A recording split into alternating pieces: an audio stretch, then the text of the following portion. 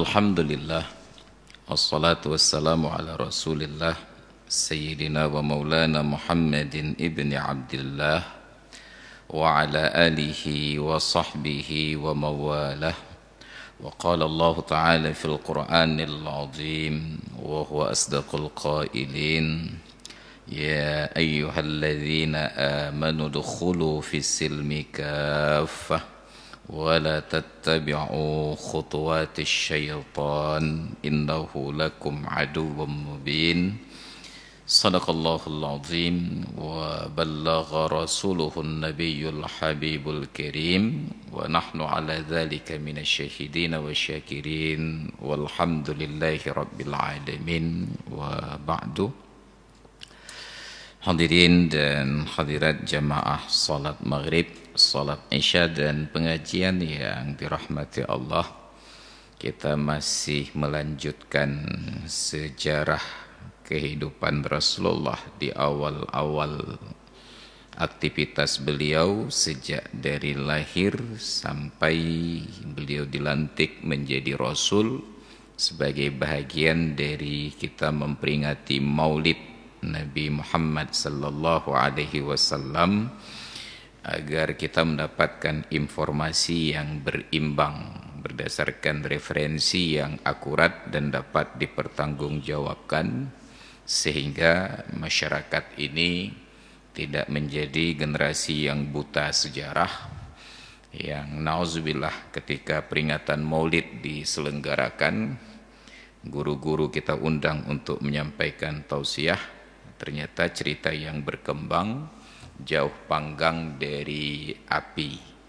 Sampai hari ini setelah sekian lama kita peringati Maulid, miliaran rupiah dana yang sudah keluar untuk kenduri sampai dengan prosesi, ribuan jam waktu yang dihabiskan untuk mendengarkan tausiah dan kajian. Ternyata saat kita verifikasi ulang, kita tanyakan kembali kepada jemaah-jemaah yang mengaku sebagai umat Nabi, informasi yang kita terima sangat tidak sesuai sama sekali. Maka supaya jangan semakin liar informasi sejarah ini, perlu kita rujuk ke kitab-kitab yang mu'tabar.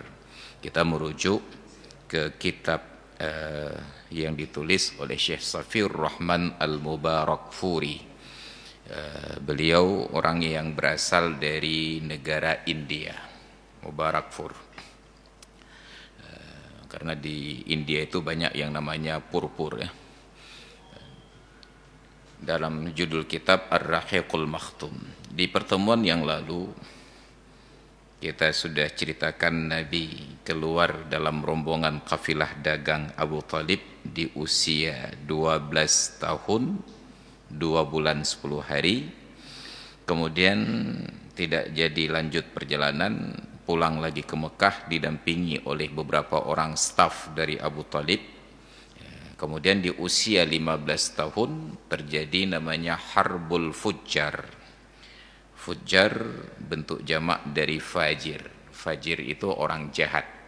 Kenapa disebut peperangan itu dengan Harbul Fujjar? Karena terjadi sebuah pelanggaran dari momen yang sakral. Sejak dari jahiliyah, bangsa Arab khususnya Quraisy sangat menghargai bulan-bulan haram dan sangat menghargai tanah haram. Di bulan haram tidak boleh berperang dimanapun tempatnya. Di tanah haram tidak boleh berperang apapun bulannya. Tiba-tiba terjadi perang di bulan haram, di tanah haram. Jadi karena orang Arab sejak zaman dahulu menghargai bulan-bulan haram, maka bulan haram yang pertama dinamakan bulan Zulqi'dah, dari bahasa Arab yang artinya duduk. Kenapa duduk? Duduk itu gambaran ataupun asosiasi makna yang menunjukkan tidak melakukan aktivitas. Di dalam bahasa kita pun demikian, lalai ke duduk, hana kerja. Seolah-olah duduk itu bukan kata kerja. Lalai ke duduk, hana kerja. Padahal banyak orang yang kerjanya sambil duduk. Maka dinamakan bulan Zulqi'dah.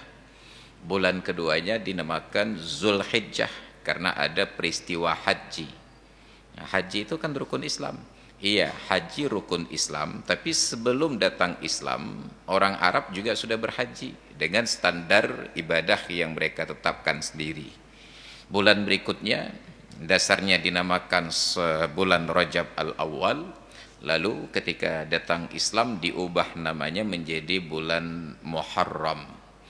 Habislah silsilah bulan haram 3 bulan berturut-turut, orang Arab ini kembali ke aktivitas mereka, yang merampok, yang mabuk, yang berjudi, dan sering terjadi kekerasan. Jadi karena mereka mulai beraktivitas lagi di bulan Safar, dalam satu versi, karena tanah Mekah tersebut, tanah Arab itu padang pasir warnanya kuning, mereka kembali beraktivitas, berjalan kaki, menunggang kuda, keledai dan unta. Debu-debu itu berterbangan menimbulkan efek warna kuning di dalam pandangan orang yang melihat, maka dinamakan dengan safar, sifrun, warna kuning. Karena aktivitas mereka cenderung menimbulkan bahaya baik sengaja atau tidak, perampokan, perjudian, kemudian mabuk, maka identiklah bulan tersebut dengan banyak malapetaka.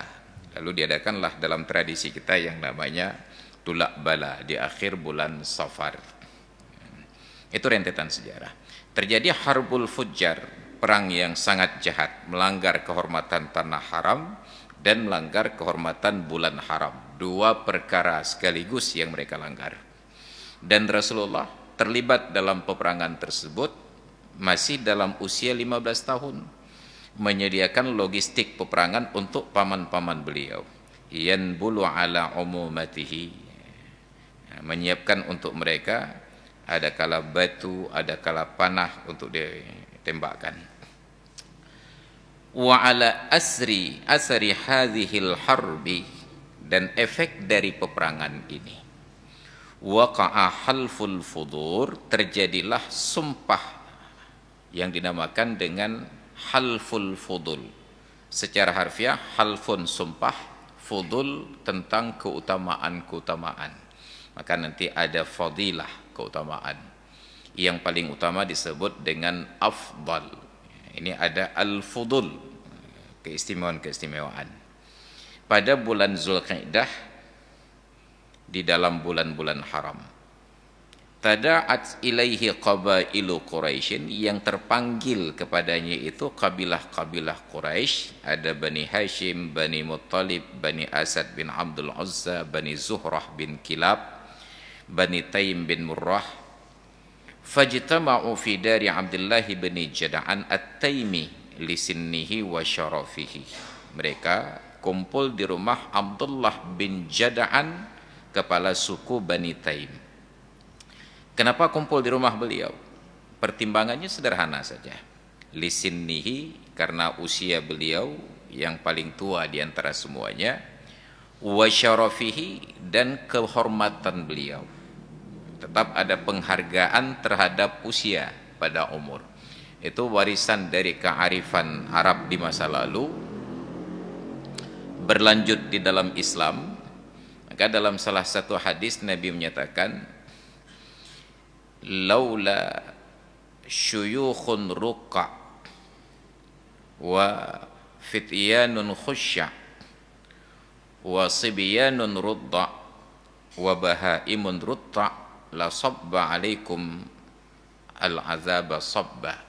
Kalaulah bukan karena anak-anak muda yang sedang khusyuk melakukan aktivitas, konsentrasi, fokus pada pekerjaannya, apakah berdagang, bertani, beternak dan lain sebagainya, wa syuyukhun ruqa, dan orang-orang tua yang beribadat. Ruqa itu bentuk jamak dari raqi', orang-orang yang rukuk dan sujud. Wa sibyanun rudda, dan anak-anak kecil yang sedang disusui, radhi'. Wa bahaimun rutta, dan binatang-binatang yang diberi umpan. La sabba alaikum minas samai sabba, sungguh Allah akan tuangkan siksa untuk kalian dari arah langit. Maka salah satu penghambat terjadinya malapetaka, musibah dan bala, karena ada pertimbangan 1 dari 4 tadi. Ada anak muda yang konsentrasi melakukan kegiatan, atau orang tua yang khusyuk beribadat, atau anak-anak bayi yang masih disusui, atau karena ada binatang yang perlu dipelihara. Itu salah satu dari 4 saja sudah menahan turunnya siksa dari langit. Bayangkan kalau di tempat kita kumpul keempat-empatnya. Ada anak muda yang fokus melakukan aktivitas, ada orang tua yang fokus beribadah, ada anak-anak bayi yang disusui, kemudian ada binatang yang dipelihara. Sayangnya di negeri kita keempat-empatnya tidak ada. Anak muda tidak ada yang fokus bekerja, mereka fokus main chip, main game yang fokusnya. Kemudian syuyukhun ruka, orang-orang tua yang beribadah. Orang tua tidak sempat beribadah. Kenapa tidak sempat beribadah? Disibukkan dengan melayani cucunya. Kenapa? Karena anak-anaknya yang sudah berkeluarga ini, yang suami masuk kantor, istri masuk kantor. Maka akhirnya tugas orang tuanya, kakek dan nenek, antar jemput cucu. Akhirnya istirahat runci dia. Makanya di dalam agama, cucu itu bukan tanggung jawab kakek nenek. Cucu anak itu tanggung jawab orang tua aja, bukan tanggung jawab kakek dan nenek. Jadi adalah sebuah kesalahan besar ketika pasangan suami istri membebani orang tuanya untuk menjadi babysitter, dia jaga anak min. Dengan catatan, mungkin ada orang-orang tua kita yang barangkali merasa kesepian di rumah, mereka ingin ada cucu yang menemani. Itu by request, harus ada permintaan dulu, jangan kita yang bebani. Kita undang orang tua, mak bina duit cekeng, duit peradam, bukan menjaga anak lun. Tugas orang tua kita bukan untuk menjaga cucu. Itu nauzubillah. Banyak orang-orang tua yang mengeluh, cuma tidak berani bercerita langsung kepada anaknya, curhatnya ke wali kota Cekung. Kenapa? Karena kita ada pengajian dengan nenek-nenek, anak gadis 45 yang cerita. Tidak secara terbuka. Kadang-kadang nanti selesai pengajian sambil menuju ke tempat parkir, bercerita, mengeluh, berkeluh kesah. Ilan tengku yang ketuput-tuput tu meja but taat. Nyampe popoh limong tu. Bahkan jaga cucau. Poh limong kai bawa mak je, baru di meja taat. Bayangkan orang tua kita menderita, kita yang kawin, mereka yang menjaga. Ini bagian produksi mentang, sedangkannya bagian penaji perawatan, maintenance. Ya nauzubillah, persoalan itu. Maka ingat-ingat kembali, ketika sudah berkeluarga, suami istri itu harus punya komitmen. Apakah komitmen yang paling tinggi salah seorangnya mengalah? Apakah suami saja yang mencari nafkah, istri fokus di rumah mengurus anak? Atau terbalik, istri yang mencari nafkah, suami duduk di rumah? Bidek kan? Kenapa? Mungkin faktor pertimbangannya, penghasilan siapa yang lebih tinggi? Bisa jadi gaji istri, penghasilan istri lebih tinggi dari suami, atau yang suami lebih tinggi dari istri. Sedangkan Islam mengajarkan, setinggi apapun penghasilan istrimu, jangan pernah menumpang hidup pada pemberian istri. Karena istri tidak berkewajiban untuk menafkahi suami, tetapi suami berkewajiban untuk menafkahi istri. Maka bahasa sederhananya, suami sepelit apapun, semiskin apapun, wajib menafkahi istri sesuai dengan kemampuan. Tetapi istri sekaya apapun tidak berkewajiban untuk menafkahi suami. Makanya saya kadang-kadang provokasi ibu-ibu. Ibu-ibu kalau dapat suami yang bero'tid, hitim kerja, bero'tid, kerana kerja, cah hitim.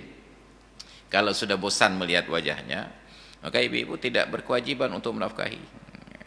Tinggal cari nafkah saja. Jadwal makan jangan pulang ke rumah, singgah di warung-warung terdekat. Anak-anak telefon suruh datang. Jak kena warung pulang, biar pegah-pegah bayar. Itu insya-Allah 3 hari kemudian suaminya meninggal dunia. Dari sisi kewajiban menafkahi, istri tidak berdosa. Hanya berdosa membiarkan ada seorang manusia mati kelaparan di rumahnya. Maka hanya nilai kemanusiaan saja, bukan tanggung jawab sebagai istri. Makanya bagi kita yang laki-laki ini jangan terlalu fokusnya kibancara mitau ridong yang le gaji, yang kaya, yang kayu. Tetap harga diri seorang laki-laki ketika dia yang menafkahi. Tidak pantang menikahi wanita kaya, tetapi harus ada kemandirian. Saya punya beberapa orang kawan yang punya istri orang kaya, tapi saya ajarkan, walaupun istrimu punya mobil, rumahnya besar, dan kamu hanya punya sepeda motor butut, Nya uro-uro Honda Bro kan, baru naik mobil ketika mengajak istri. Begitu istri pulang, masukkan dalam gudang, ajak Honda Bro ulang. Nya ya tuan buat tebik. Ini aturan adab dalam Islam. Cuma karena kita sudah menganut sistem gono gini, jadi tidak berlaku lagi. Karena dalam sistem gono gini, siapapun yang cari nafkah, setiap sen harta yang bertambah setelah penandatanganan ijab qabul, maka itu dianggap sebagai harta bersama. Suami meninggal, harta yang bertambah bagi dua, istri meninggal, harta yang bertambah bagi dua. Tapi dalam sistem aturan dasar syariat, sebelum diadopsi sistem adat, suami punya harta sendiri, istri punya harta sendiri. Makanya di dalam syariat Islam dengan konsep tersebut, suami mau kawin berapapun tidak disyaratkan minta izin kepada istri. Karena harta suami adalah harta suami. Dia mau tambah istri 1, 2, 3, terserah. Tapi ketika sudah menganut sistem gono gini, saat suami akan kawin lagi, dia perlu minta izin ke istri. Kenapa? Karena di antara harta yang akan dibelanjakan untuk istri kedua, termasuklah jatah istri pertama. Bila selama ini ada gaji 3 juta, dengan sistem gono gini, artinya 1,5 juta hak suami, 1,5 juta hak istri. Tiba-tiba suami menambah istri, maka tentu yang 3 juta dibagi 3. Suami dapat 1 juta plus istri, kemudian istri berkurang 500.000 plus madu. Maka icah rinongan. Maka kita ingin harta gono gini, tetapi juga ingin kawin lagi. Itu tidak adil. Maka dalam Islam, kenapa dulu mudah poligami? Karena suami cari nafkah, harta adalah milik suami. Hak istri itu sebatas kewajiban untuk menafkahi. Selebihnya, kemanapun dipakai oleh suami, itu hak suami. Dibelanjakan kepada yang baik dapat pahala, dibelanjakan kepada yang buruk dapat dosa. Dia kawin lagi, tidak perlu minta izin istri. Bukan tidak perlu, tidak wajib minta izin istri. Tapi dengan konsep gono gini, izin istri menjadi keniscayaan. Karena setiap sen harta sepatutnya berbagi dua. Ini aturan dasar.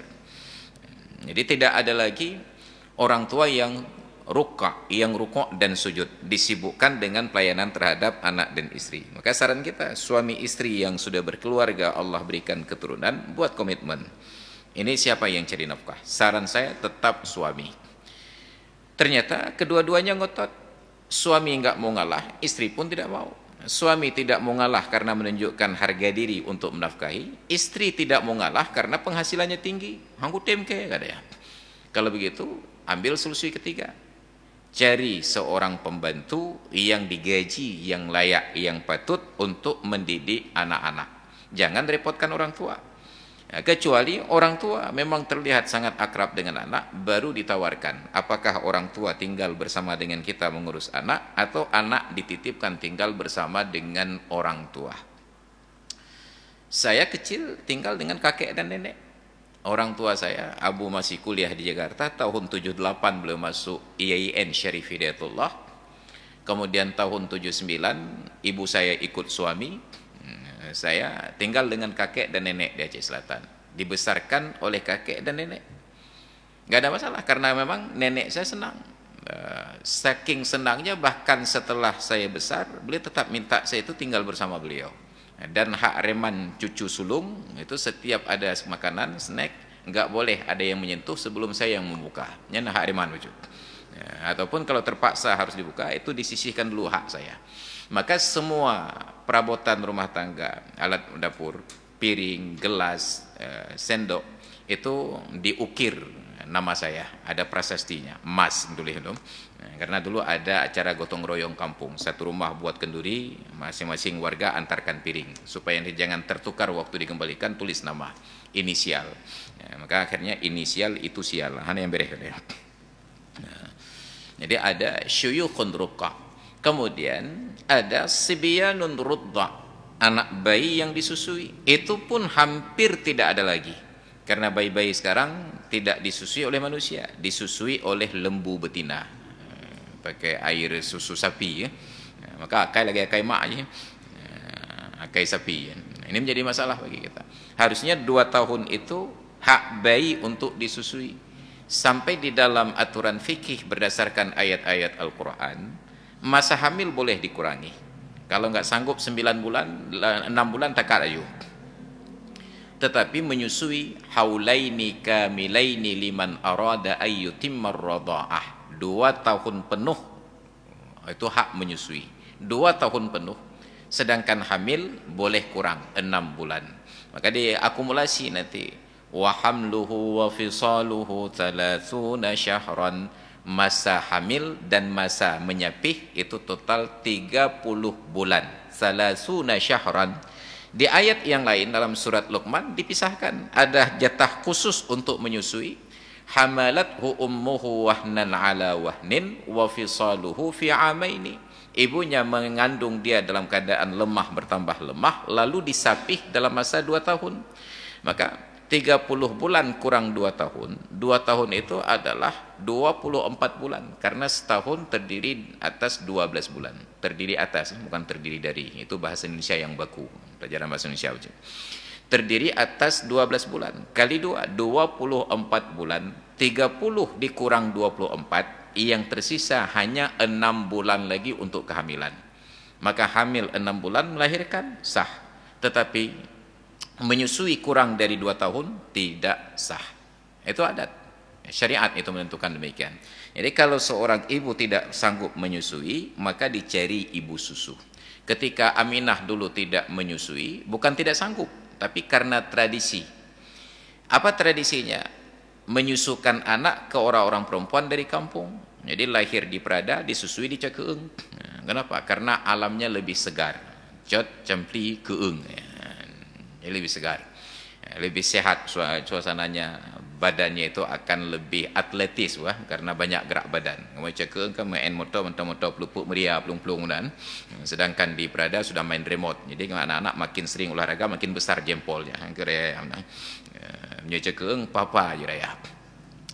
Jadi dibesarkan di kampung dan untuk menghindari dari penyakit kota karena terjadi percampuran orang dari berbagai tempat itu tertular virus dan lain sebagainya. Di kampung lebih selamat. Sedangkan sekarang tidak lagi dipraktekkan menyusui. Jadi langsung disusukan kepada lembu, air susu sapi. Nauzubillah. Itu ada persoalan paling mendasar. Jadi ada sebyanun rudha, bayi-bayi yang disusui. Wabahaimun rutta, dan ada binatang-binatang yang dipelihara, ternak yang diberikan pakan. Maka ternak itu dalam agama ada perintah khusus, wara'au an'amakum, dan gembalakanlah ternak-ternak kalian. Tidak boleh dikurung saja tidak dilepas, tidak boleh dilepas saja tidak dikurung. Jadi ada keseimbangan.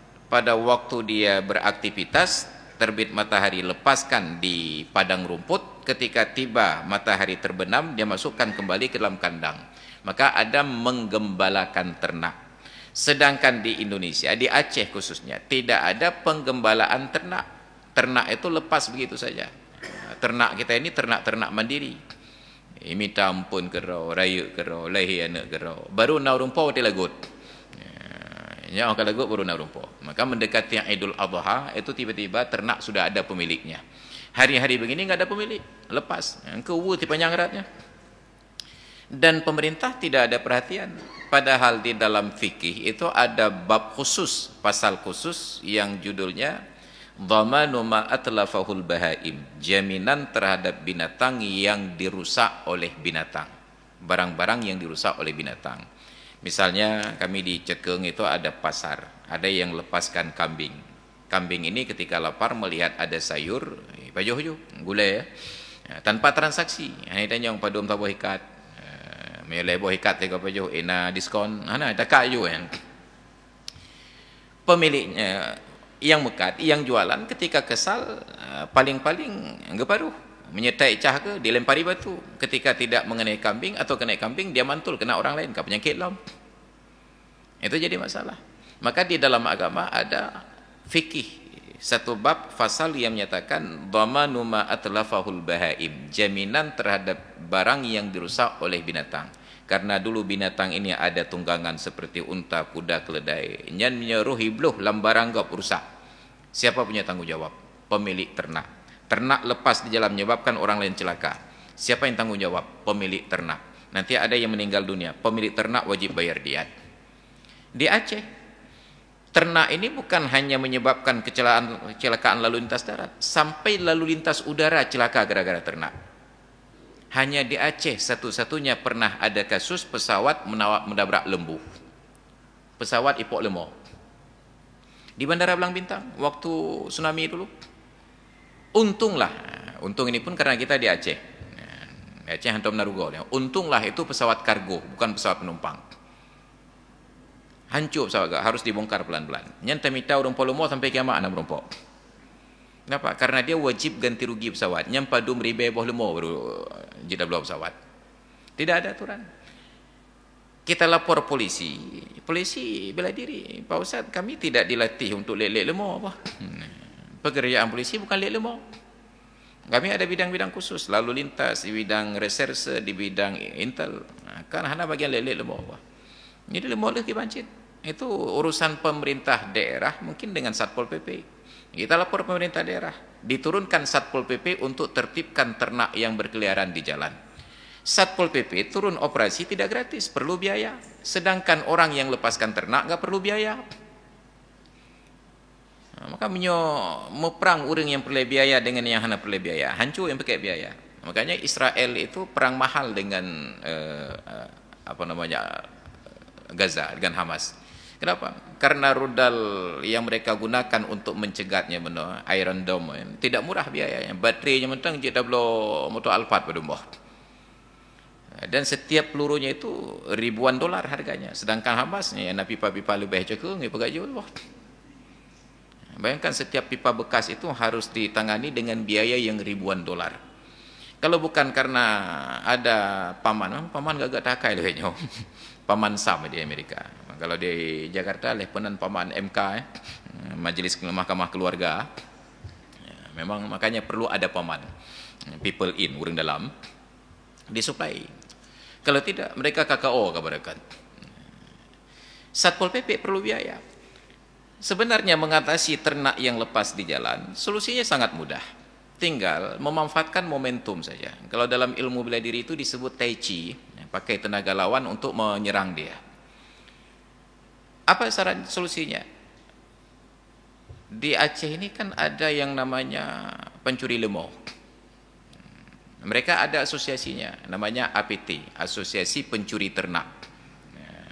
Tinggal pemerintah bekerja sama dengan asosiasi ini. Telepon ketuanya, Pak, kita harus tanda tangani MOU. MOU apa? Bapak untung, kami untung. Kita buat MOU.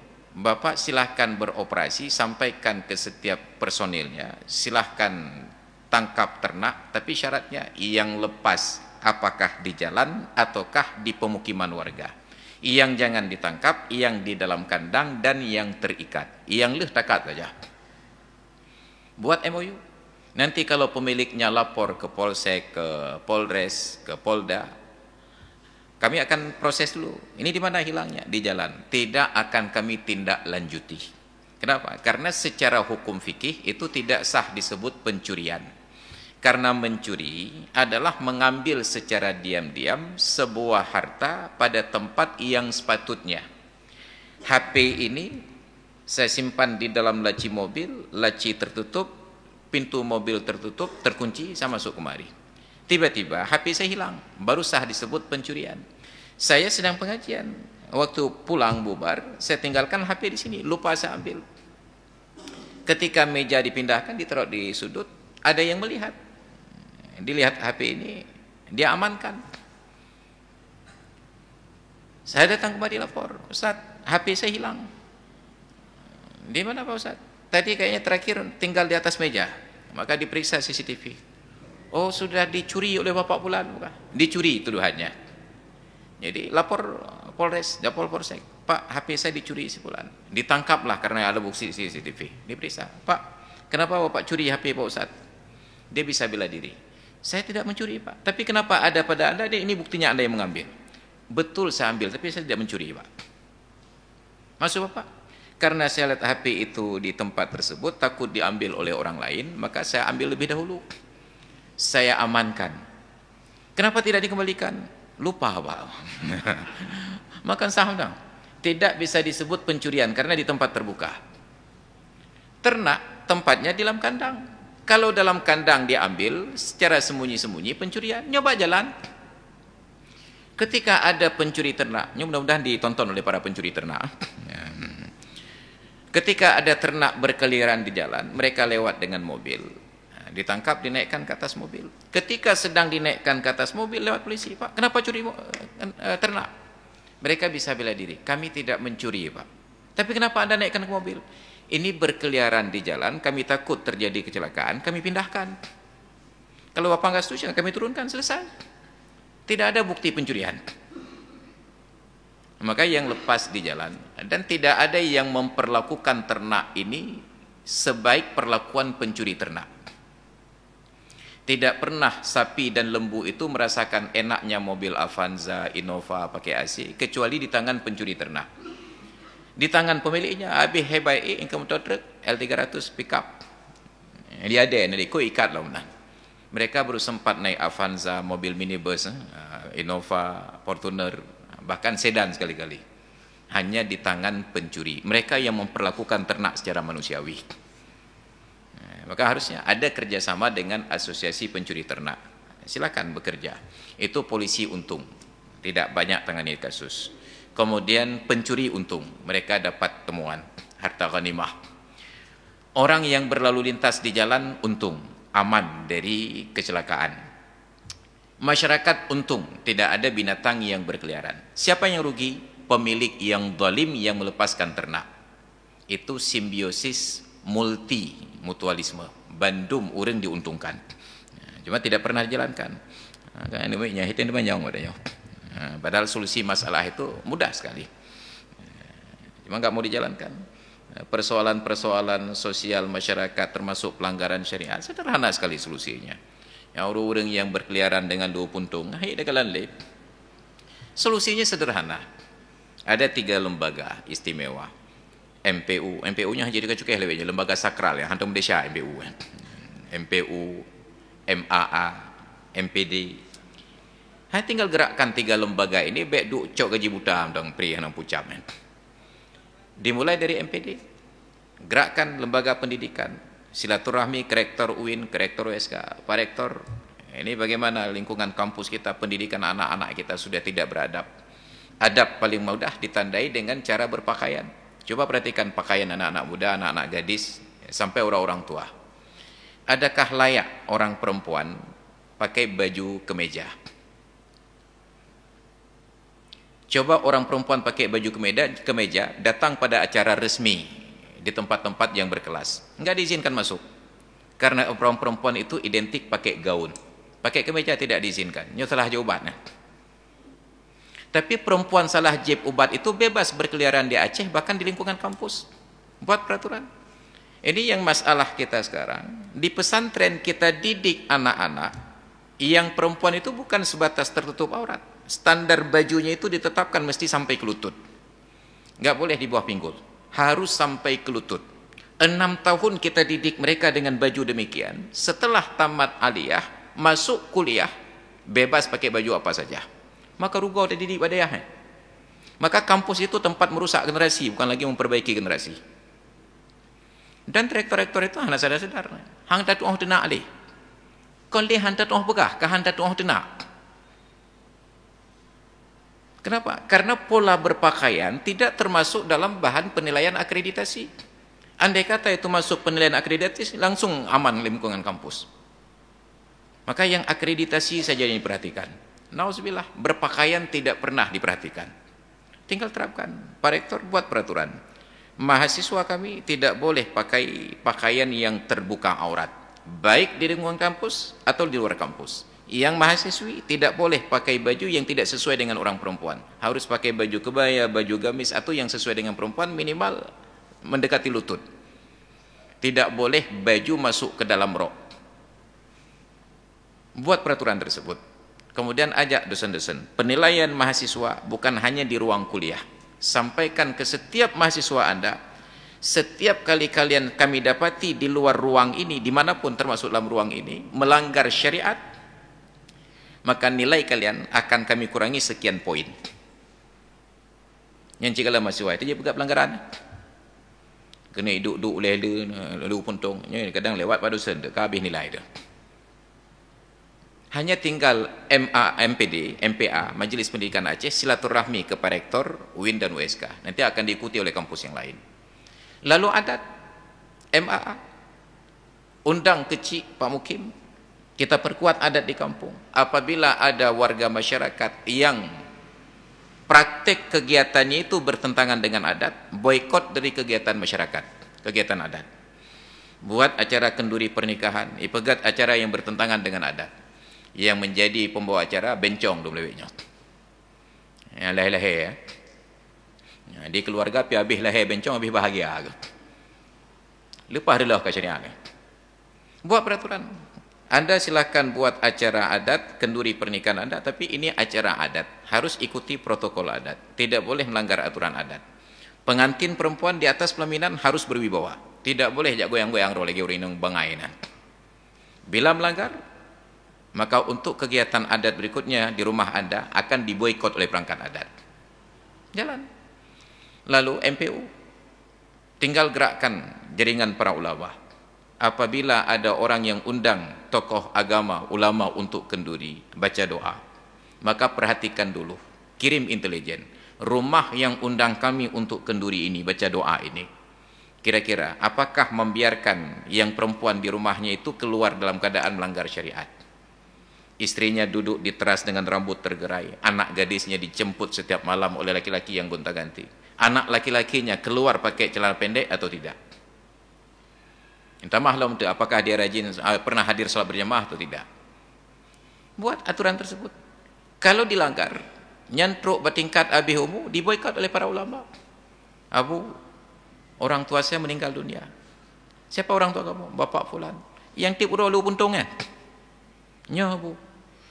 Nyan yumano kerau, so ija kafan kerau, sembahyang kerau, laru kerau. Silahkan mandi sendiri, pakai kain kafan sendiri, solat sendiri, gali kuburan sendiri, luk kerau kanan. Baik peruh kamu. Kenapa? Karena semasa hidup tidak pernah menggubris aturan kami. Kan selesai urusannya. Tapi saat kita laporkan ke pihak-pihak ini, baik MPD, MAA ataupun MPU, itu bukan tupoksi kami. Kan tupoksi kan? Padahal itu kewajiban untuk berdakwah.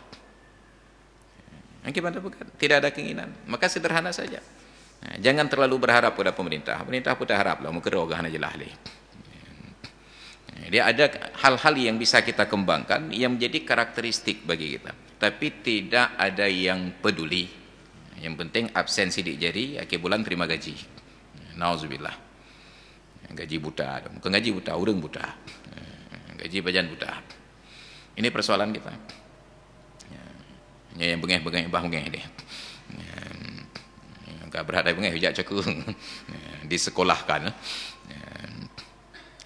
Jadi ini yang terjadi pada kondisi kita sekarang. Ada bahaimun ruta, binatang-binatang yang dipelihara. Maka menjaga binatang itu kewajiban agama. War'au an'amakum, dan gembalakanlah ternak-ternak kalian. Melepaskan ternak itu melanggar syariat. Ada aturan-aturan yang sudah dibuat, regulasi, cuma tinggal bagaimana memfatwakan kembali dalam masyarakat dan diperkuat. Jadi kalau semua yang punya ternak sudah menjaga ternaknya, maka saya yakin yang punya pagar rumah pun sudah berpikir, kenapa repot-repot setiap kali masuk keluar rumah harus turun dari kendaraan untuk buka tutup pintu.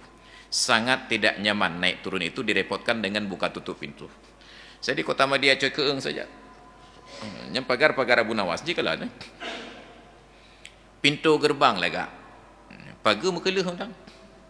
Nyan urang lewat, kambing lewat, motor lewat. Cuma kita sampaikan kepada murid. Yang datang ke pesantren masuk lewat gerbang kami terima sebagai manusia. Tapi yang masuk lewat pagar kami sesuaikan penerimaannya. Kan menurut yang lewat pagar mah. Bagus. Ada pintu gerbang. Karena pintu gerbang itu mengganggu mobilitas saya setiap kali keluar masuk, sah-sah saja kita tempatkan tugas piket anak-anak untuk buka pintu. Tapi kita bukan model wali kota lain benar orang bertimbang. Jadi akhirnya tidak nyaman. Maka pintunya saya copot. Maka kapanpun Bapak Ibu masuk Cekeung, itu tanpa harus buka pagar. Kecuali dulu waktu terjadi COVID, maka diwajibkan pakai pagar. Karena COVID masuk dari pagar. Covid masuk lewat pintu. Kadang-kadang jangan akai buat dia tu. Fikir Covid lagi izin nama kenapa. Makanya di lingkungan Chot Keung ketika terjadi Covid, yang pertama error itu di komplek perumahan dosen. Menan Covid, nya langsung buat komplek perumahan dosen kai pasang barikade nah, Haji Damong le kenan. Saya perhatikanlah, sudah ada warga masyarakat yang punya keinginan yang sama. Maka sebagai wali kota Chot Keung, setelah salat asar langsung saya umumkan. Nya baiknya yang pungo lagi waknyan bah. Karena Covid tidak masuk lewat pintu depan. Yang nak gabuk dia yang mentang. Cuma jaga jangan ada orang luar yang masuk ataupun yang berinteraksi dengan mereka. Kaman. Kalau bu yang cerong-cerong dosennya PH pinah je. Jadi kadang-kadang akal sehat kita itu hilang ketika menghadapi kondisi begini. Maka orang pandai tidak dianggap pandai karena menghafal teori. Orang pandai itu ketika dia mampu untuk menyelesaikan situasi. MacGyver-nya kan hanya gelar akademik. Tetapi profesornya ketika sudah buntu melihat situasi, MacGyver masih punya akalnya. Itu bit solusi. Hal-hal yang luar biasa. Maka orang cerdas mampu menyelesaikan masalah. Sedangkan orang pandai mampu menghafal teori. Cara orang dah naknya dempu juga apa ya, Pak? Tapi menanam masalah kerana bangai ke?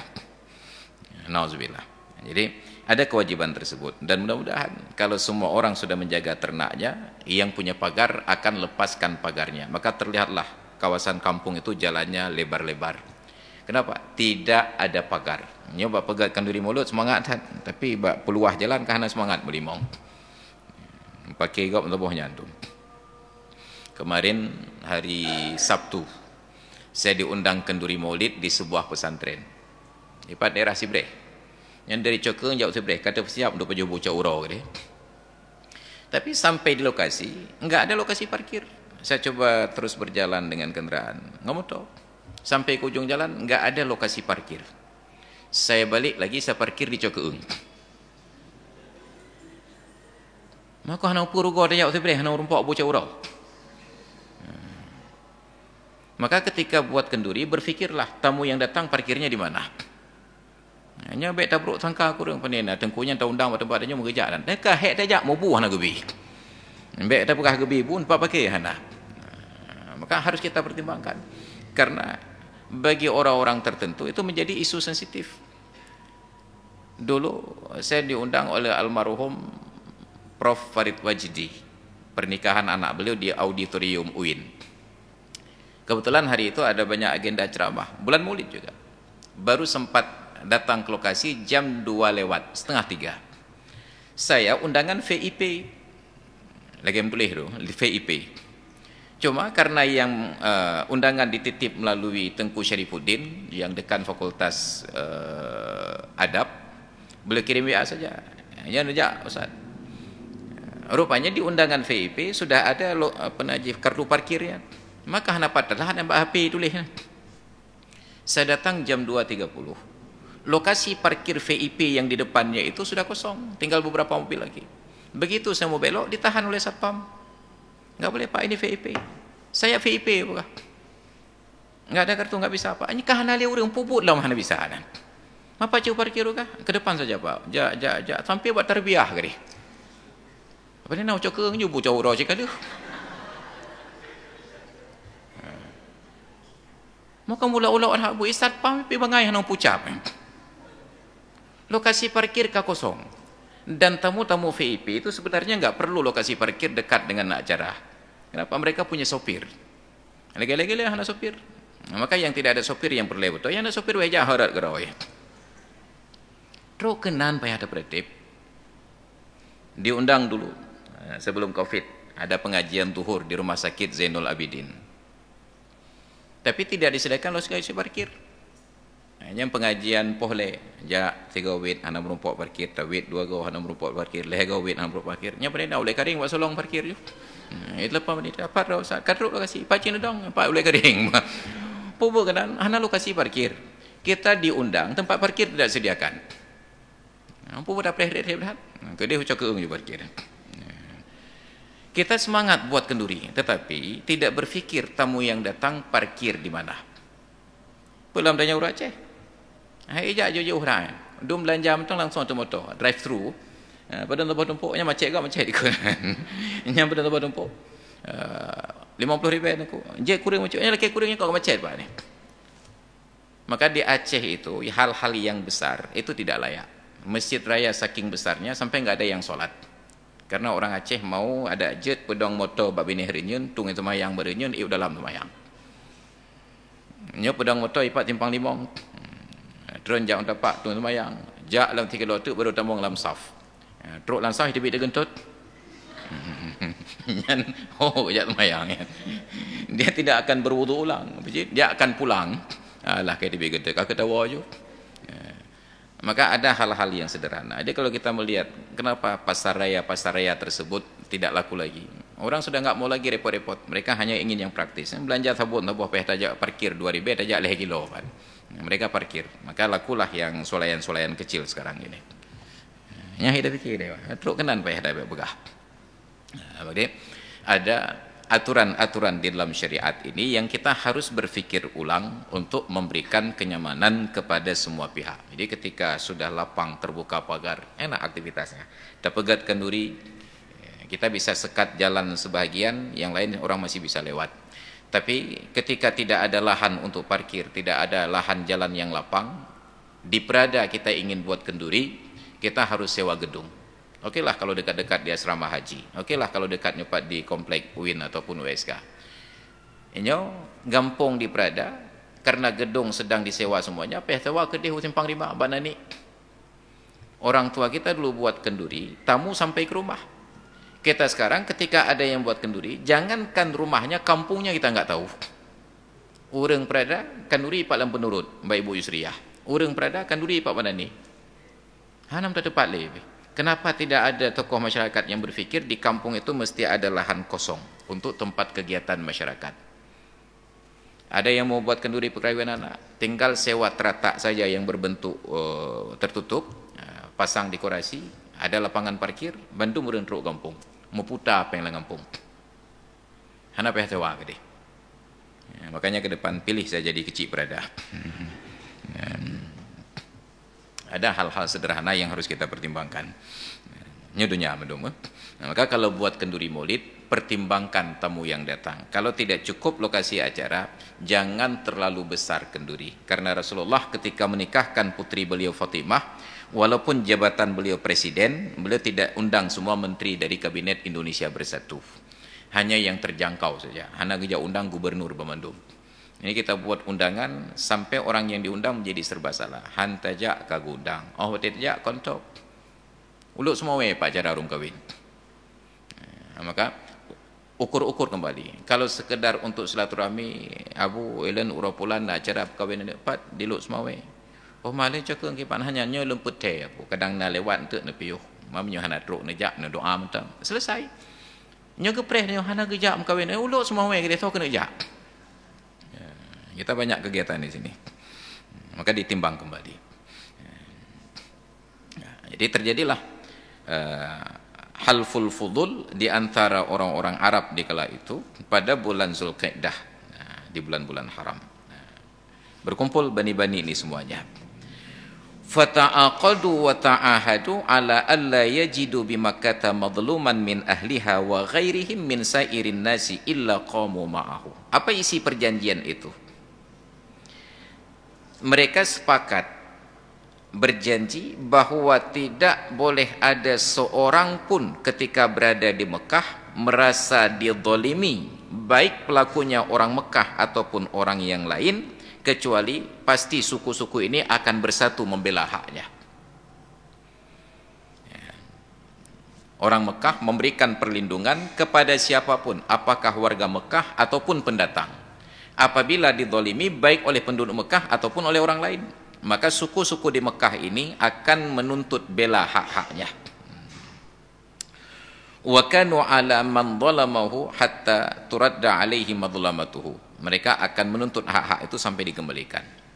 Wa syahida hadzal halafa Rasulullah sallallahu alaihi wasallam, dan ikut hadir dalam proses sumpah ini Nabi kita Muhammad sallallahu alaihi wasallam, dan beliau berucap setelah Allah muliakan beliau menjadi rasul, laqad syahidtu fi dari Abdullah bin Jana'an halafan, sungguh aku hadir di rumah Abdullah bin Jana'an ketika mereka bersumpah, ma uhibbu annali bihi humrun ni'am, saya tidak ada kesenangan yang lebih tinggi daripada melihat sumpah tersebut. Walau ada abihi fil Islam la ajabtu. Andai kata setelah datang syariat Islam saya jadi rasul, saya diundang oleh orang jahiliyah seperti ini untuk ikut bersaksi dan bersumpah, pasti akan saya hadiri. Kenapa? Nilai kebaikan pada sumpah tersebut. Dan sumpah ini semangatnya adalah tanafa al-hamyatal jahiliyatil lati kanatil asabiyyatu tuthiruha, untuk memberantas perlindungan dalam tradisi jahiliyah yang dasarnya adalah nepotisme. Seorang masuk lahir dalam sebuah suku, dalam klan, mereka akan bela anggota klannya ini walaupun dia yang berbuat zalim. Tapi dalam sumpah halful fudul dibantah, tidak boleh bela anggota keluarga kalau dia berbuat zalim, tapi harus ikut menghukum anggota keluarga tersebut. Maka kata Nabi, ini spirit dari syariat Islam sudah dipraktikkan di masa jahiliyah. Maka kata Nabi pula, beliau tidak diutus oleh Allah untuk mengajarkan akhlak mulia. Beliau diutus oleh Allah untuk menyempurnakan akhlak mulia. Innama bu'istu liutammima makarimal akhlak. Hanya saja aku diutus untuk menyempurnakan. Apa makna menyempurnakan? Yang kurang ditambahi, yang lebih dikurangi. Itu artinya di jahiliyah sudah ada akhlak-akhlak mulia, cuma belum sempurna, yang lebih berlebihan, yang kurang berkekurangan. Termasuk salah satu kelebihan adalah halful fudul tadi. Jadi siapapun yang sampai ke Mekah terzalimi, dia boleh lapor kepada orang Mekah dan diberikan haknya. Dan harusnya kita di Aceh belajar halful fudul ini. Jadi siapapun orang yang sampai ke Aceh ketika terzalimi, semua orang Aceh itu terpanggil untuk membela. Saya kagum, di Mesir dipraktekkan itu. Ada seorang kawan, orang Palembang, satu angkatan saya berangkat kuliah ke Mesir, namanya Yasir Arafat. Bukan karena dia presiden Palestina, Yasir Arafat. Suatu hari pulang kuliah, dia cerita, berkumandang azan dekat dengan apartemennya. Singgahlah di masjid. Dia baru pulang dari kedutaan, memperpanjang visa, paspor itinan, peng itinan, dompet itinan. Salat. Dia letakkan tasnya itu di depan, di tempat sholat. Selesai sholat, tasnya hilang. BBK di Aceh itu enggak dah. Di Mesir hilang juga. Dia lapor kepada orang Mesir yang ada di sampingnya. Kira-kira bahasa kita, Pak, tas saya hilang. Orang Mesir ini merasa malu, ada orang asing datang ke negerinya menuntut ilmu, di masjid di kampungnya bisa hilang tas. Apa katanya? Nak, tunggu sebentar. Karena untuk mencari pencuri tidak mudah, mereka akhirnya dia panggil kawan-kawannya yang lain sesama warga Mesir dari situ. Mereka patungan berikan uang sedekah wujud-wujud apa. Walaupun tidak menutup kerugian, tetapi perhatian itu luar biasa. Orang yang merasa terzalimi lapor, terbantu, diperhatikan. Ya, jadi persoalan visa kan paspor. Paspor nggak bisa dibantu oleh orang lain, harus datang ke kedutaan, nanti diberikan SPLP, surat perjalanan laksana paspor untuk kembali ke tanah air. Ini dibantu. Ada seorang kawan orang Aceh, sekarang jadi dosen di Al-Muslim, Dr. Ahmad Fauzan. Beliau naik bus, sedang berdiri dalam bus, menggantung tiba tiba-tiba merasa dompetnya hilang. Beliau lapor ke orang Mesir yang juga berdiri di sampingnya dalam bus. Orang tua, Pak, dompet saya dicuri orang. Apa yang terjadi? Orang tua ini ingatkan sopir, kunci pintu depan belakang, singgah ke kantor polisi, bawa polsek piu. Diperiksa seorang demi seorang sampai ketemu pencurinya. Di Aceh lapor, Pak, dompet lu enggak ada. Cik bangai kah? Lileh apa? Anda dapat lapor, maka dia Aceh punya kana kezaliman nak kita tengah dah memberi dah bangai. Langsung perintah tutup pintu depan, kunci pintu belakang. Tidak boleh berhenti kecuali kantor polisi, tidak boleh ada yang turun sampai ketemu pencurinya, diperiksa, taftis seorang demi seorang. Itu luar biasa tradisi orang Arab, kesetiakawanan mereka. Asal kita datang melaporkan kezaliman, mereka tetap akan membela. Kita nyawa kita lapor, yang kerah nak pucat garu-garu. Ini anomali negeri kita. Namanya saya Serambi Mekah. Mekahnya di sana, Serambinya di sini. Ini halful fudul. Maka mereka akan gotong royong untuk membela hak-haknya. Jadi kalau kita mau praktekkan hal demikian, kita buat kesepakatan. Ini di Prada, kita harus aman. Kalau ada seorang warga merasa terzalimi, semuanya kompak untuk memberikan perlindungan. Hanya malah orang yang mau berbuat kebaikan itu yang kita musuhi bersama. Cicabak tababah hana gau je bergaru. Padahal dia tegur anak orang. Kenapa kamu pakai knalpot brong mengganggu gau? Ya lapor bayah ya bapak yang karu dah. Itu nak tu. Anak ke Honda aku bawa keroi ke kau kena pak keroi je bekah karu. Lapor tu pagi cik. Ilang karu ngan tetangga apakan? Hai lon tegur anak menyai pakai knalpot brong karu dah. Apa kejadian mah? Jak ayah haji tendaknya kerah nak pergi tegur nak gau. Apa jalan-jalan syariat. Maka orang tua kita dulu berterima kasih ketika ada orang yang bersedia menegur anaknya. Orang tua sekarang begitu ada orang yang mau peduli terhadap pelanggaran anaknya, justru dia merasa marah. Maka na'udzubillah, adat yang sudah sangat rusak. Dan tidak ada usaha dari pemerintah membangun sebuah mekanisme supaya ini bisa berjalan lagi. Padahal kalau pemerintah mau sangat mudah. Tinggal dibuat saja semacam door prize, dipasang CCTV di tempat tertentu. Ketika terlihat ada orang mau menjalankan amar ma'ruf nahi munkar, dipublikasi, diberikan hadiah. Di pegatan videotron ya. Ada bapak pulan kemarin seorang yang berbuat salah, mungkin nauri nong tehahule, getran getim tegur, bu kenapa begini, dengan cara yang sopan, diberikan hadiah penghargaan. Nyauru ulun tinggal perleh penghargaan kan digai tegurnya mentang. Hidup suasananya. Karena orang melihat ada keuntungan dari usahanya. Jadi enggak cukup untuk pahala ini dijanjikan di akhirat saja. Sebahagian DP-nya itu harus disetor di dunia. Nya kata setor DP wacut, insyaallah kajadeh ya. Maka hadirin dan hadirat sekalian yang dirahmati Allah, demikian kajian kita di malam ini. Mungkin ada sedikit waktu lagi 10 menit sebelum jam 8 kita buka sesi diskusi dan pertanyaan. Disilakan dengan segala hormat.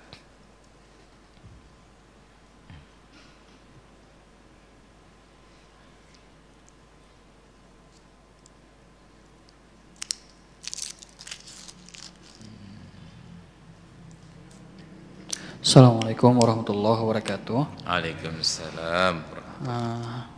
Tadi sempat tersinggung Ustaz mengenai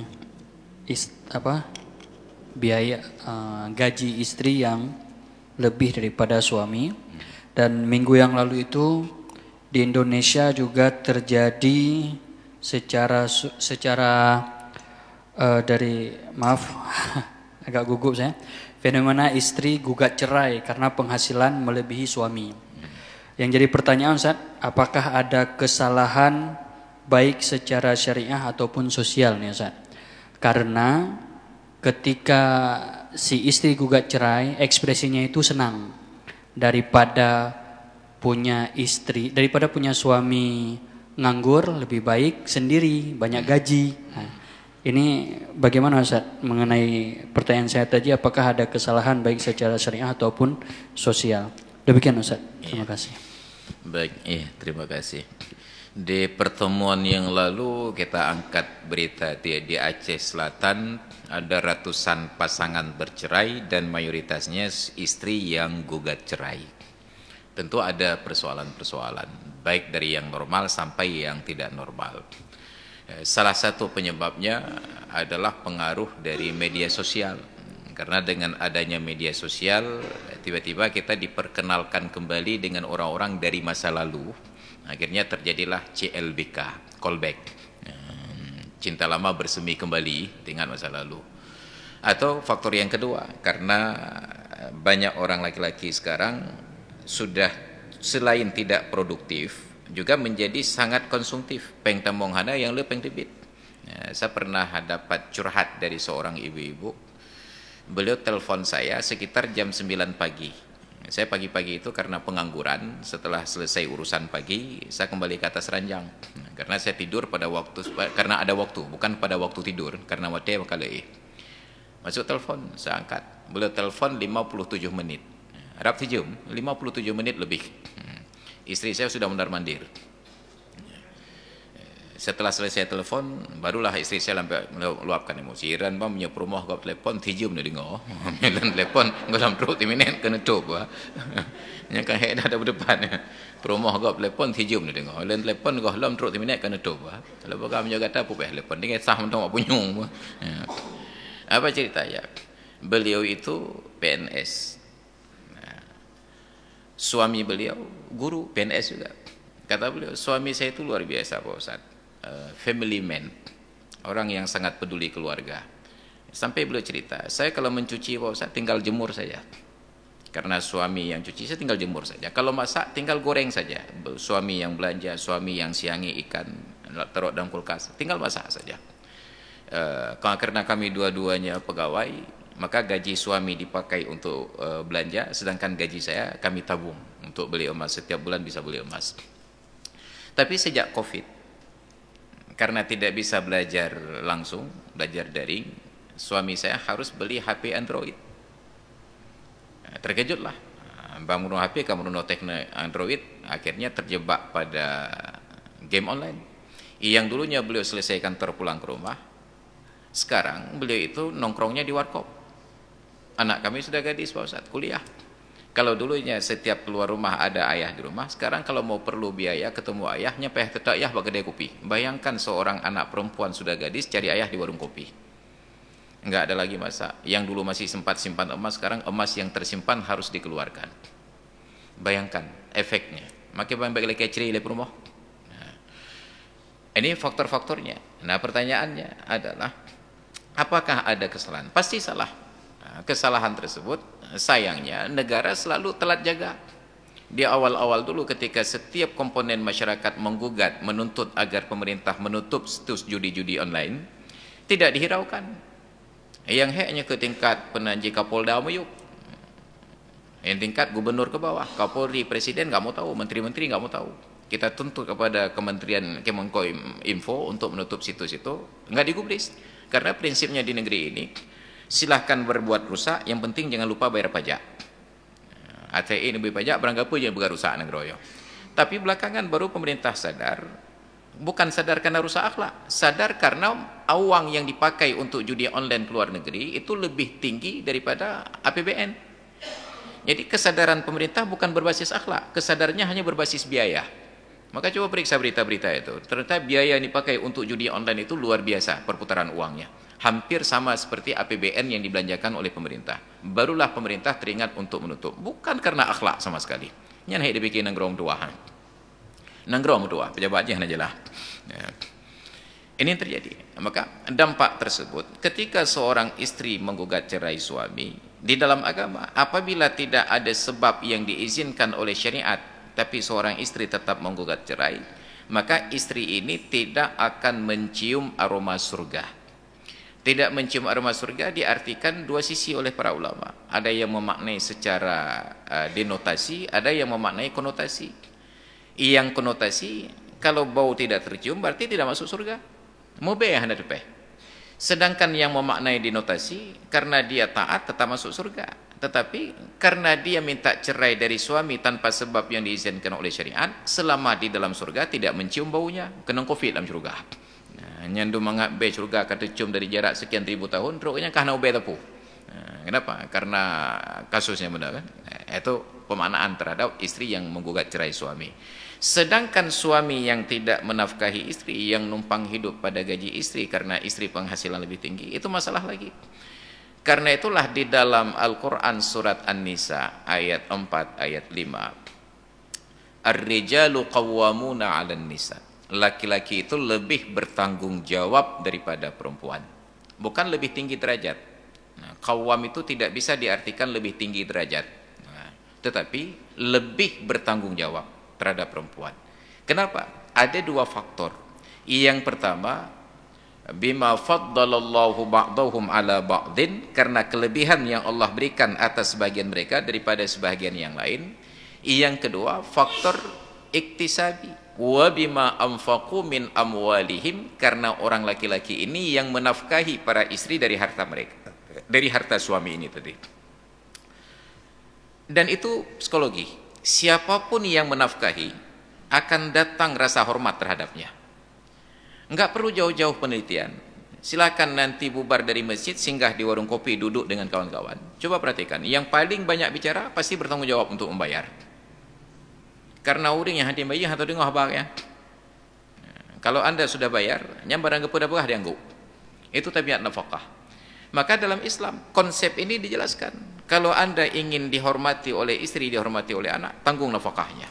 Ketika sudah menumpang nafkah kepada istri, maka rasa hormat itu hilang. Saya ketemu satu pasangan suami istri, pangkat istri lebih tinggi daripada suami dan lebih banyak uang. Saya diundang ceramah Maulid, saya datang dengan istri saya, duduk makan bersama dengan beliau sekeluarga. Yang dihidangkan makanan lam talam pakai sendok. Karena saya cuci tangan, jid sunnah macam yang bidang ahlat. Saya tanya apa ya? Nah, irah jeruk kepada istri belum. Nah, irah jeruk kak. Apa kata istrinya? Dia minta ke suami, bang, encok irah jeruk ke ustaz lah. Saya sedang duduk dengan keluarga saya dan keluarga beliau. Tiba-tiba istri beliau perintahkan suami, bang, encok irah jeruk lah. Mau kurang muka kau be. Bayangkan seorang suami oleh istrinya disuruh mengambil air cuci tangan di hadapan tamu. Nah, yum nak kau. Ini efek dari numpang hidup.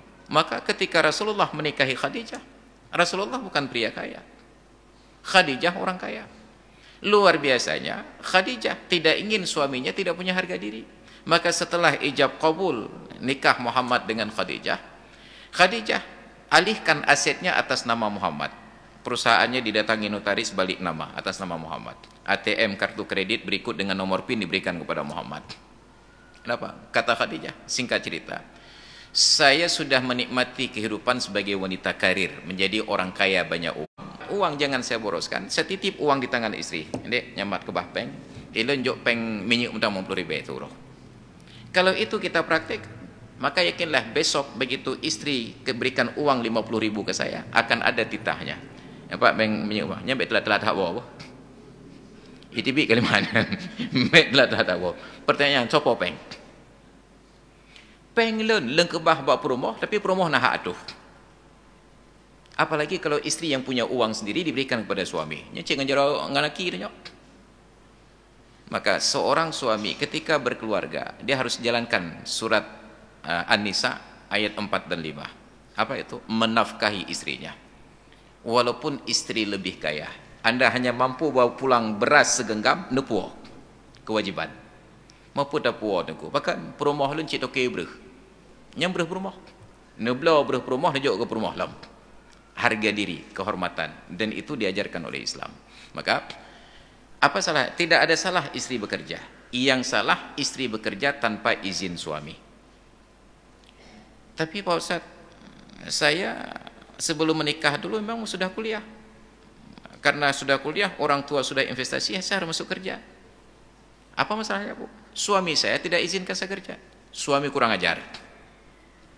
Dia mau seorang istri yang duduk di rumah, tapi dicari calon istri yang sudah diinvestasi oleh orang tuanya masuk dunia kerja. Maka kalau mau cari istri yang duduk di rumah, cari istri yang memang komitmennya, saya kuliah untuk tambah ilmu, bang, bukan masuk kerja. Oh, tapi saya mau istri yang duduk di rumah, nggak apa-apa, saya duduk di rumah. Silakan istri yang tinggi pendidikan. Tapi ketika kita mau istri yang duduk di rumah, dia minta, calon perempuan dia minta yang S.Le. Bahkan you duduk di rumah, yang talim dah buat. Ini cari istri yang S3, you duduk di rumah. Pak orang tua kai Pulau Lemah, kai Pulau Lempuh untuk S3 anaknya. Merumpok lah kau ijuk jana meti peluh banyak mutang lah. Ini bi kerja. Maka kalau ingin istri yang duduk di rumah, carilah yang tidak punya potensi masuk dunia kerja. Maka saya kawin, saya cari istri yang tidak punya potensi masuk dunia kerja. Istri saya ijazah hanya tamat SMP. Yang laki kerja apa? Bu kerja bukan hantik kerja rumah. Kan hayu kerja doang. Apa hayu? Nak baju seragam kata cop. Apa baju berle. Ya, tentera, polisi, perawat cop wah. Jadi lebut minggu ke dia, tapi ada ni cop dah baca kah nak gaji buat sesuai dengan ijazah terakhir rajuk gaji wah. Nah, mana yang tamat ijazah SMP nya pegawai pedung gaji pokok. Akhirnya terima gaji UPTD rumah, ada pakai baju seragam. Maka kenapa? Tapi ada juga istri-istri. Pertanyaan sederhananya, kenapa istri ini terpikat untuk bekerja? Salah satu penyebabnya karena tidak dinafkahi oleh suami. Andai kata istri dinafkahi oleh suami, itanya nak peng dah mau pupuk yang minta kerja, pungor. Ciduk dari gaji benar. Enggak ada yang mau kerja, duduk santai saja. Tapi ada juga istri sudah dinafkahi oleh suami, ngotot mau kerja. Kenapa? Karena tidak diberikan penghargaan. Gejuk motor, gejuk belanja, tapi tip uro ke timpla. Hanya kata dia duk motor kan karena kela kau ke. Maka timbullah ego istri. Saya ingin dapat uang rezeki dari hasil sendiri agar tidak bisa dinistakan oleh suami. Maka semua kembali kepada suami sebagai penanggung jawab. Berikan hak-hak istri, maka insya Allah tidak ada istri yang mau repot-repot diatur oleh orang lain. Bukan mudah kerja di kantor, bukan mudah kerja di luar. Tapi kenapa mereka lakoni? Untuk menaikkan nilai tawarnya di depan suami yang ego. Nah, maka sadarkan para suami, insya Allah istri akan sadar. Karena suami sebagai pemimpin. Leh laganya terpegat, hana sadar cit, masih ada kesempatan mengganti istri yang lain. Insya Allah. Demikian. Baik, hadirin dan hadirat sekalian yang dirahmati Allah, karena waktu sudah jam 8:05, kita padakan sampai di sini. Mudah-mudahan bapak-bapak yang sudah berkeluarga tidak perlu mengganti opsi istri yang lain, tinggal di-upgrade istri yang ada insyaallah. Ada soji tabancitnya, hanya penanji sistem operasinya yang harus di-upgrade. Cuma kadang-kadang memang tidak kompatibel lagi, makanya ada yang sudah lama itu tidak bisa di-upgrade lagi, yang kibanda begatnya jika expire. Baik, demikian kajian kita, mudah-mudahan jadi ilmu yang bermanfaat. Wallahu a'lam bissawab wa ilaihil marji'una wal ma'ab. A'udzu billahi minasyaitonir rajim. Bismillahirrahmanirrahim. Alhamdulillahi rabbil alamin wassalatu wassalamu ala sayidina Muhammad wa ala alihi wa sahbihi ajma'in. Allahumma rzuqna fahman nabiyyin wa hifdzal mursalin wa ilhamal malaikatil muqarrabin. Allahumma 'allimna 'ilman yanfa'una wanfa'na bima 'allamtana wa zidna 'ilman wa fahman wa alhiqna bis salihin. Rabbana ighfir lana dhunubana wa liwalidayna warhamhuma kama rabbayana shighara. Rabbana taqabbal minna du'aana innaka antas sami'ul 'alim wa tub 'alaina innaka antat tawwabur rahim. Rabbana atina fid dunya hasanah wa fil akhirati hasanatan wa qina 'adzaban nar. Wa sallallahu ala sayidina Muhammad wa ala alihi wa sahbihi ajma'in. Walhamdulillahi rabbil alamin. Al-Fatihah. Bismillahirrahmanirrahim. Alhamdulillahi rabbil alamin arrahmanir rahim maliki yaumiddin iyyaka na'budu wa iyyaka nasta'in ihdinas siratal mustaqim siratal ladzina an'amta 'alaihim ghairil maghdubi 'alaihim waladdallin. Amin rabbal alamin. Hadanallahu wa iyyakum ajma'in. Assalamualaikum warahmatullahi wabarakatuh.